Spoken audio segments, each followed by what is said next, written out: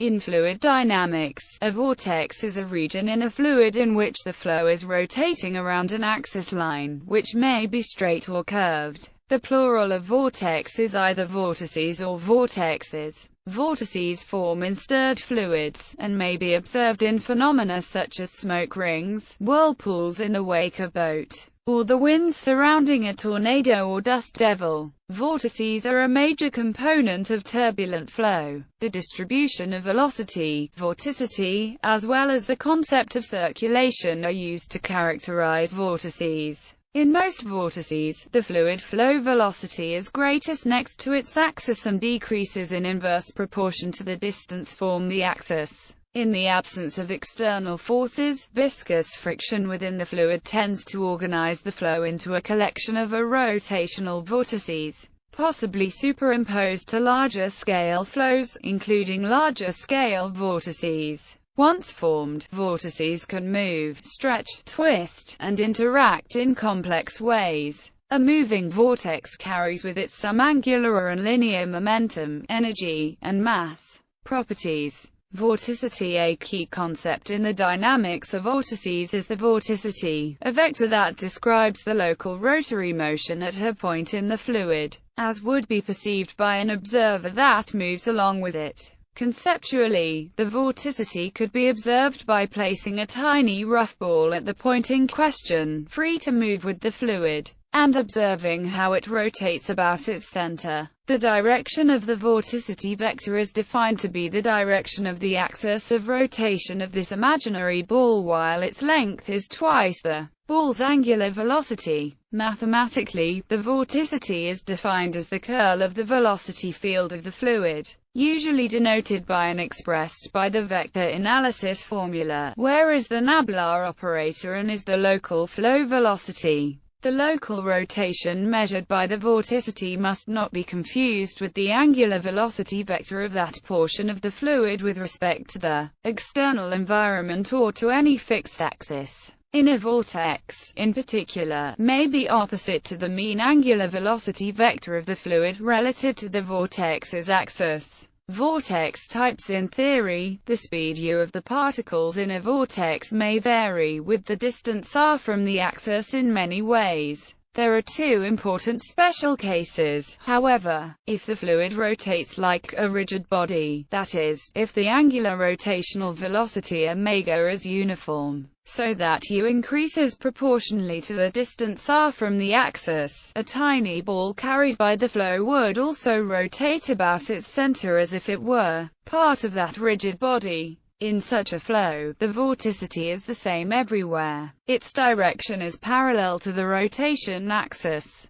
and its magnitude is equal to twice the uniform angular velocity omega of the fluid around the center of rotation. If the particle speed u is inversely proportional to the distance r from the axis, then the imaginary test ball would not rotate over itself. It would maintain the same orientation while moving in a circle around the vortex axis. In this case, the vorticity is zero at any point not on that axis, and the flow is said to be a rotational or rotational vortices. In the absence of external forces, a vortex usually evolves fairly quickly toward the rotational flow pattern, where the flow velocity u is inversely proportional to the distance r. For that reason, rotational vortices are also called free vortices. For an rotational vortex, the circulation is zero along any closed contour that does not enclose the vortex axis and has a fixed value for any contour that does enclose the axis once. The tangential component of the particle velocity is then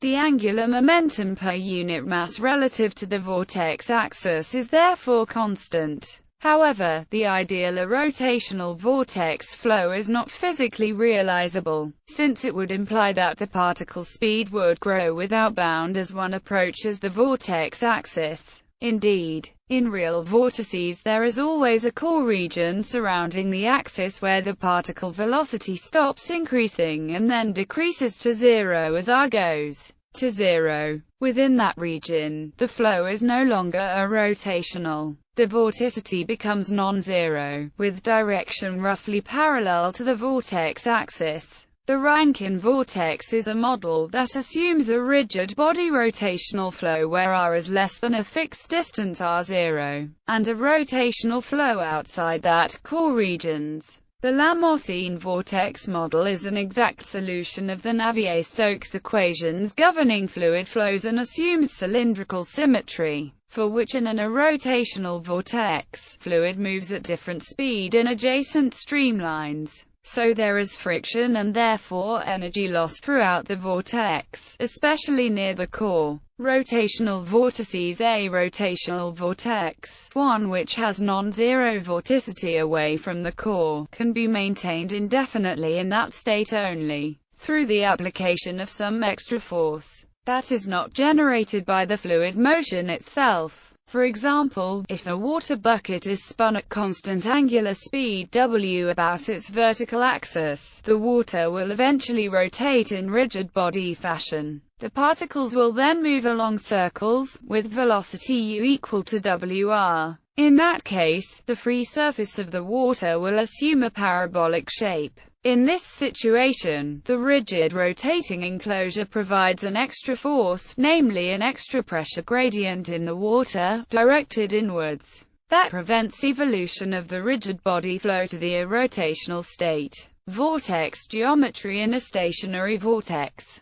The typical streamline is a closed loop surrounding the axis, and each vortex line is roughly parallel to the axis. A surface that is everywhere tangent to both flow velocity and vorticity is called a vortex tube. In general, vortex tubes are nested around the axis of rotation. The axis itself is one of the vortex lines, a limiting case of a vortex tube with zero diameter. According to Helmholtz's theorems, a vortex line cannot start or end in the fluid, except momentarily, in non-steady flow, while the vortex is forming or dissipating. In general, vortex lines are either closed loops or end at the boundary of the fluid. A whirlpool is an example of the latter, namely a vortex in a body of water whose axis ends at the free surface. A vortex tube whose vortex lines are all closed will be a closed torus-like surface.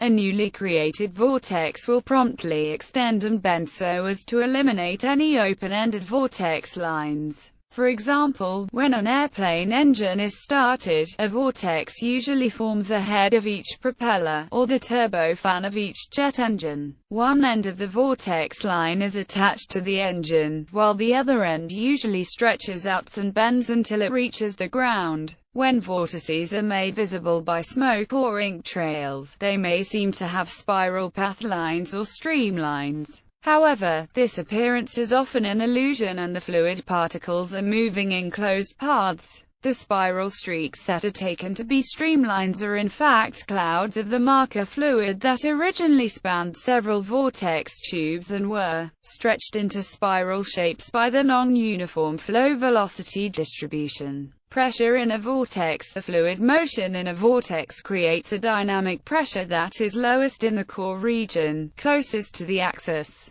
and increases as one moves away from it, in accordance with Bernoulli's principle. One can say that it is the gradient of this pressure that forces the fluid to follow a curved path around the axis. In a rigid body vortex flow of a fluid with constant density, the dynamic pressure is proportional to the square of the distance r from the axis. In a constant gravity field, the free surface of the liquid, if present, is a concave paraboloid. In an rotational vortex flow with constant fluid density and cylindrical symmetry, the dynamic pressure varies as P infinity minus K, R2, where P infinity is the limiting pressure infinitely far from the axis. This formula provides another constraint for the extent of the core, since the pressure cannot be negative. The free surface dips sharply near the axis line, with depth inversely proportional to R2. The core of a vortex in air is sometimes visible because of a plume of water vapor caused by condensation in the low pressure and low temperature of the core. The spout of a tornado is an example. When a vortex line ends at a boundary surface, the reduced pressure may also draw matter from that surface into the core. For example, a dust devil is a column of dust picked up by the core of an air vortex attached to the ground. A vortex that ends at the free surface of a body of water may draw a column of air down the core. The forward vortex extending from a jet engine of a parked airplane can suck water and small stones into the core and then into the engine. Evolution vortices need not be steady-state features, they can move and change shape.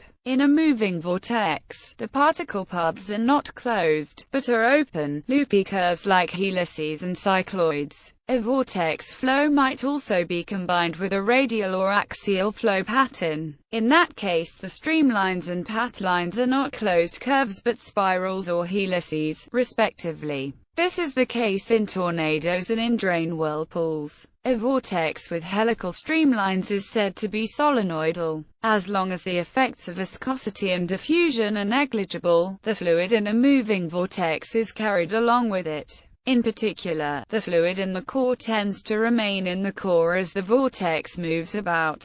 This is a consequence of Helmholtz's second theorem. Thus vortices can transport mass, energy and momentum over considerable distances compared to their size, with surprisingly little dispersion. This effect is demonstrated by smoke rings and exploited in vortex ring toys and guns. Two or more vortices that are approximately parallel and circulating in the same direction will attract and eventually merge to form a single vortex, whose circulation will equal the sum of the circulations of the constituent vortices. For example, an airplane wing that is developing lift will create a sheet of small vortices at its trailing edge. These small vortices merge to form a single wingtip vortex, less than one wing chord downstream of that edge. This phenomenon also occurs with other active airfoils, such as propeller blades. On the other hand, two parallel vortices with opposite circulations tend to remain separate. Vortices contain substantial energy in the circular motion of the fluid.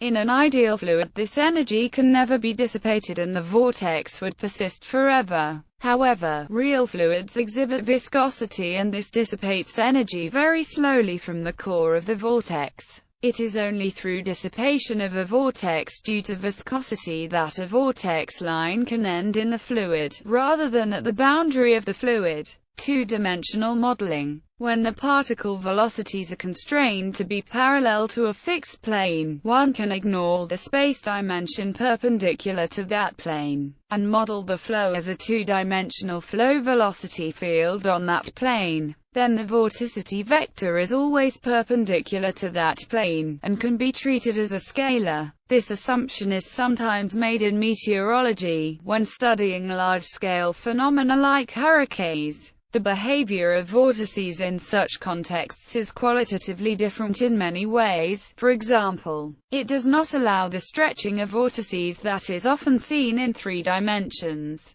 Further examples. In the hydrodynamic interpretation of the behavior of electromagnetic fields, the acceleration of electric fluid in a particular direction creates a positive vortex of magnetic fluid. This in turn creates around itself a corresponding negative vortex of electric fluid. Exact solutions to classical nonlinear magnetic equations include the Landau-Lifshitz equation, the continuum Heisenberg model, the Ishimori equation, and the nonlinear Schrödinger equation. Bubble rings are underwater vortex rings whose core traps a ring of bubbles, or a single donut-shaped bubble. They are sometimes created by dolphins and whales. The lifting force of aircraft wings, propeller blades, sails, and other airfoils can be explained by the creation of a vortex superimposed on the flow of air past the wing. Aerodynamic drag can be explained in large part by the formation of vortices in the surrounding fluid that carry away energy from the moving body. Large whirlpools can be produced by ocean tides in certain straits or bays. Examples are Charybdis of classical mythology in the Straits of Messina, Italy, the Naruto whirlpools of Nankaido,